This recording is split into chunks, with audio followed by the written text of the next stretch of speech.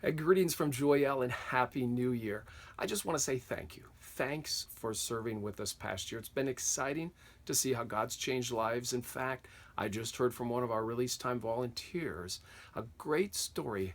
He received an email from one of his former students that he'd kept in touch with, he'd been praying for, and just recently this email said how the Lord worked in the student's life, told him something big was going to happen, and then drew him into a relationship with himself.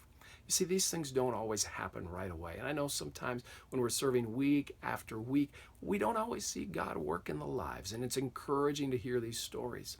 So stick with it. Keep moving. Keep being encouraged, because we can be confident that He who began a good work will be faithful to complete it. I'm going to ask you to pray for three things, if you would. First of all, keep praying that God will provide for the end of the year financial need at Joyelle. Secondly, keep praying for the bus situation.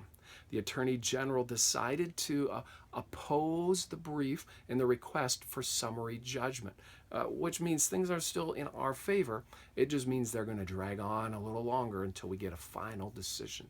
And thirdly, keep praying for all the students back at school. We are aware of 26,400 who aren't attending release time, and every child we know desperately needs Jesus Christ. Well, this fall at our September release time rallies, I shared with you from Philippians 3, and I just want to remind you of verse 10, where Paul says, I want to know Christ and the power of His resurrection and the fellowship of sharing in His sufferings and becoming like Him in His death, and so somehow to attain to the resurrection of the dead.